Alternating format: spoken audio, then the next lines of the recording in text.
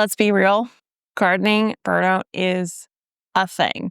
And I'm currently experiencing burnout just in general, overall, life-wise. So here are 3 things, science-based things, shockingly enough, that I am not going to do that I normally do in the winter for the gardening portion of my life, just to help encourage that reset, but do it in a way that won't set me back next year, if you will. Needless to say, what you don't do in the winter can be equally as powerful as what you do in the winter. So normally, I'd start several seeds in both December and January.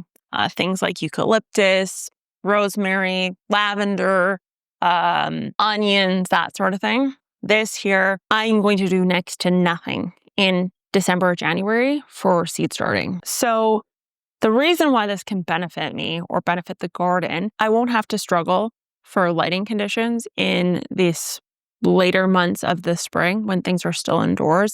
I also will not have to deal with as significant of a transplant shock that I oftentimes see with transplanting of larger plants. And not to mention, I am going to utilize things like heat mats, higher ambient temperatures, combination of less intense light and more intense light to encourage more rapid growth, which will then allow those plants to catch up despite them being or should have been planted here in December and January. So the next one is I'm not going to plan, strategize, redesign, or even think about the great outdoors at all here in the next little bit. Now, this sounds really odd. And the first time I experienced it, I thought to myself, there's no way this is real. However, I then have experienced it several times since then.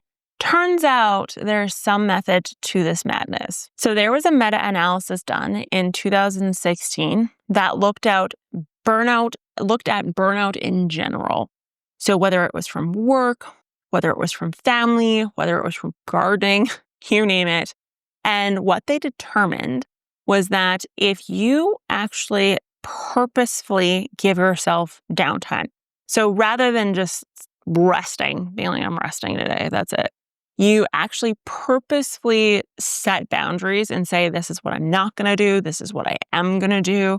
Your brain, for whatever reason, actually not only recovers from burnout faster, it encourages creative thinking and actually boosts your executive function. So it makes you more creative and smarter. So instead of doubling down, which is my personality type, if we're being totally honest, rather than doubling down, what I am going to do is I'm going to take a purposeful step back from garden in general, several things in general, in hopes that it will allow my body to kind of come back a little bit and come back even better, which in my experience, that's exactly what happens. I'm not forcing any productivity. It's probably number 3.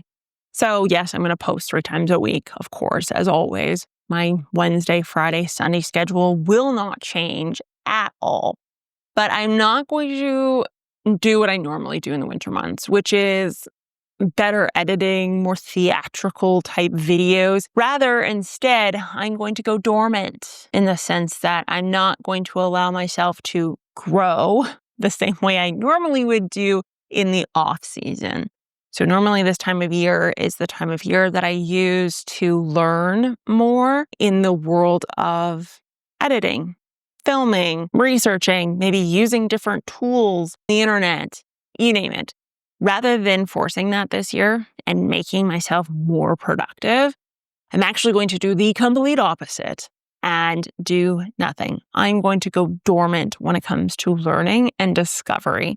And this, I'm literally mimicking what perennials do outside, with the focus being that when I come back, I kind of will come back bigger and better because I've had time to digest everything that has accumulated over this period of time. So if you have experienced garden burnout, please let me know in the comments down below. I'm sure many other people of the Geek Crew would love to know if this is the case. For me personally, it may not is so much gardening burnout, but it's like body burn at this point. I think you guys know I have some medical problems, and they are really biting me in the butt this last month, to the point that I'm like chronic pain. It's just absolutely insane, to be totally honest. Like sitting here right now, filming these videos I'm filming is just like, you probably have noticed it in some videos, like I'm really stretching and moving this one side. And it's because I've got endometriosis. Anyone who knows what that is, shout out, because you know my pain. It's like this whole side. It's like from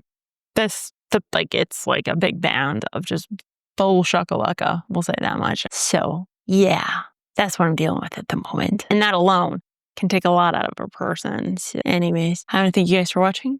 I hope you get better if this is something that you are feeling.